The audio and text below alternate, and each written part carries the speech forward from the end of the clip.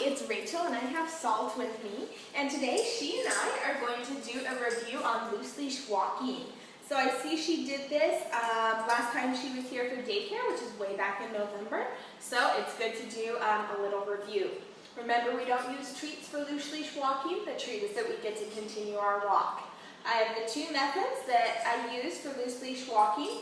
First is called the back method, where you're walking with Salt.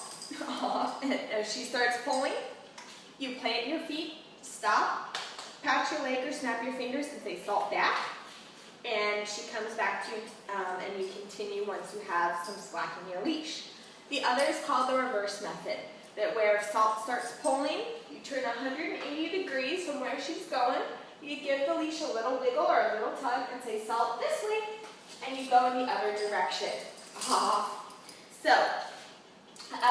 Usually for loose leash walking, we say that you need to give the dog the full leash, which if you are out on a regular walk, that would be the case. The proper way to hold the leash so that it's nice and secure, and also so it's most comfortable for you, is to put your thumb through the loop and then make a fist around it like this. So that way, there's no way that the leash can slip out of your hand as long as your fist is closed. And even if she forgets her manners and starts running and pulling right away and there's a sudden tug on the leash, this is still really comfortable, so it won't hurt your hand. Now, since we're inside and we have a little bit less space, I'm going to use a little bit less leash. Because since we're inside, she's not going to be pulling as much, and I just want to work on the basics, just give her a little refresher. Now, remember, with the loose leash walking, it's important that you never let her get away with pulling again, since she has learned and will be reminded of the proper way to walk on a leash. So I'm going to start off with the back method and see how it goes. So here we go. That's all.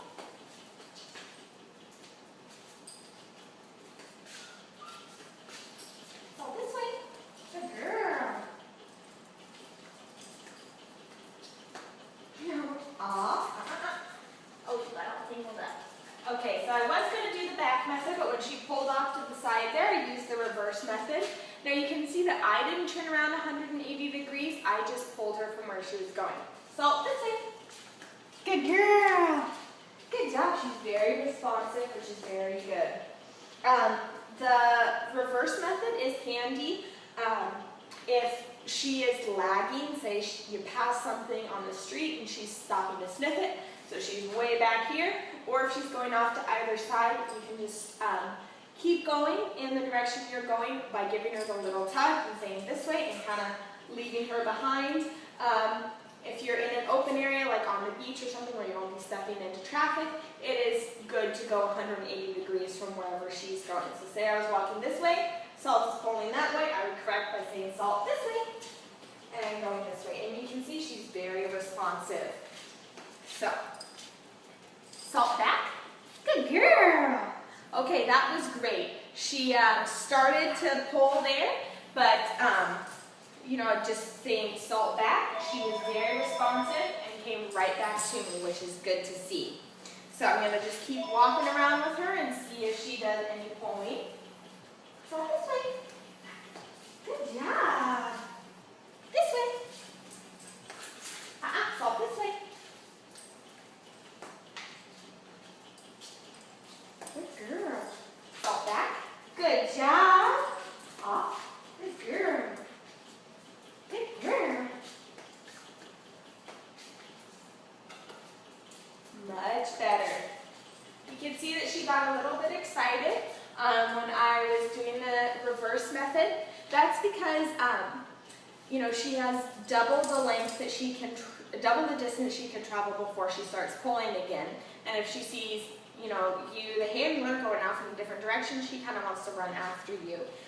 So sometimes she can get a little bit excited, like she did on her second or third pass there. She just started really running for it. But after doing it just a little bit, she walks much more slowly and is much more controlled. And she is really responsive to people, and as you can see, she's very good and just waiting here with me and not really going anywhere. She's very in tune to what I'm saying, so that's great. So remember to keep up this practice with Salt and her loose leash walking, and it'll be a lot easier for both of you. This is Rachel and Salt, and we are doing a loose leash walking review.